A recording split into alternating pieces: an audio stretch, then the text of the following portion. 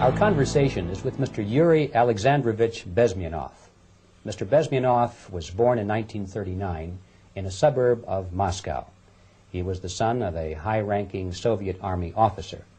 He was educated in the elite schools inside the Soviet Union and became an expert in Indian culture and Indian languages.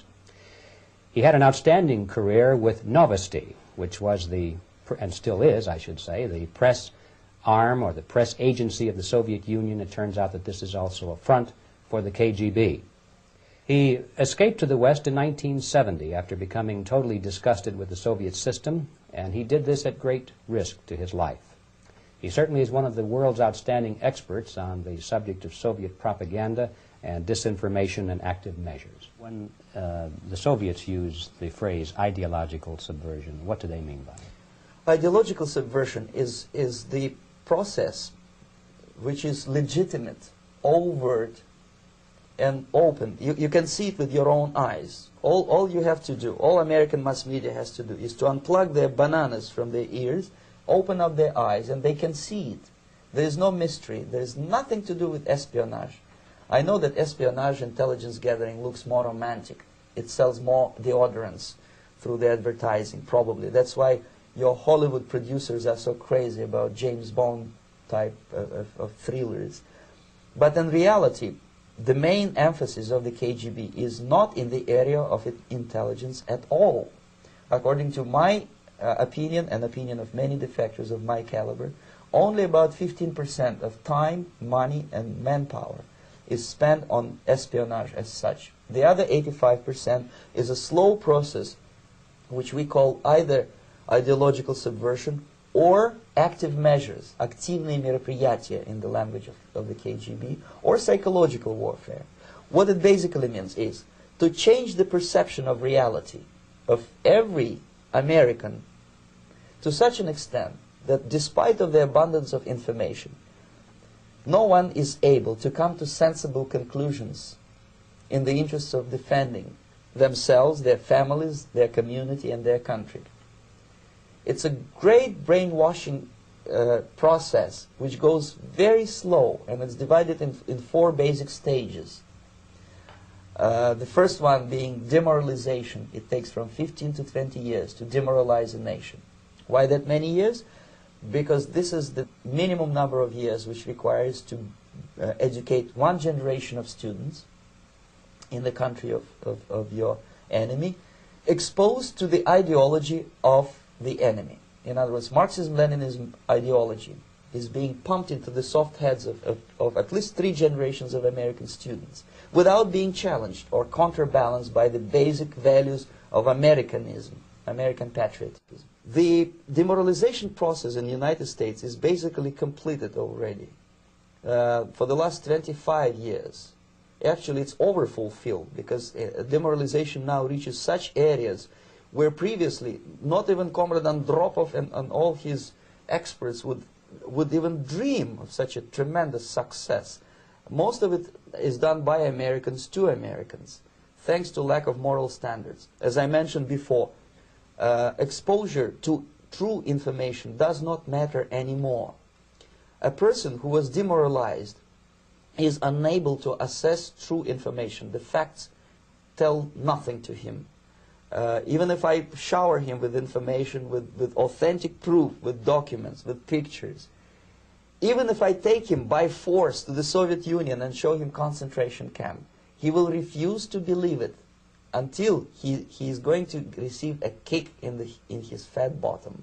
When a military boot crashes his, then he will understand, but not before that. That's the tragic of the situation of demoralization. So the next stage is destabilization. This time, subverter does not care about your ideas and the patterns of your consumption. Whether you eat junk food and get fat and flabby, it doesn't matter anymore. This time, and it takes only from 2 to 5 years to destabilize a nation, what matters is essentials: economy, foreign relations, defense systems. And you can see it quite clearly that in some areas, in such sensitive areas as defense and economy, the influence of Marxist-Leninist ideas in the United States is absolutely fantastic. I could never believe it 14 years ago when I landed in this part of the world that the process will go that fast. The next stage, of course, is crisis. It may take only up to 6 weeks to bring a country to the verge of crisis. You can see it in Central America now. And after crisis, with a violent change of power, structure, and economy, you have so-called the period of normalization. It may last indefinitely. Normalization is a cynical expression borrowed from Soviet propaganda.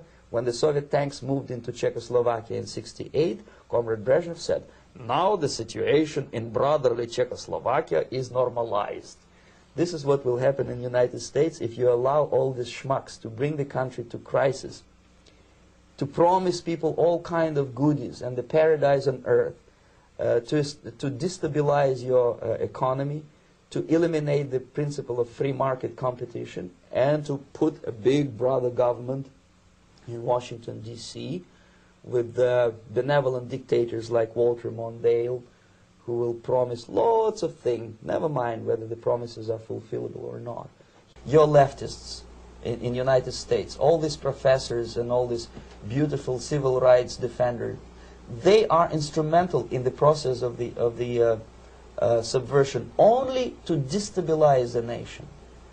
When their job is completed, they are not needed anymore. They know too much. Some of them, when they get disillusioned, when they see that Marxist-Leninists come to power, obviously they get offended.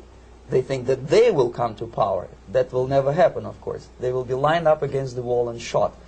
But they may turn into the most bitter enemies of Marxist-Leninists when they come to power. And that's what happened in Nicaragua. You remember most of these former Marxist-Leninists were either put to prison or one of them split, and now he's working against Sandinistas. It happened in Grenada when Maurice Bishop was already a Marxist. He was executed by a new Marxist who was more Marxist than this Marxist. Same happened in Afghanistan when first there was Taraki, he was killed by Amin, then Amin was killed by Babrak Karmal with the help of KGB. Same happened in Bangladesh when Mujibur Rahman, very pro-Soviet leftist, was assassinated by his own Marxist-Leninist military comrades. It's the same pattern everywhere.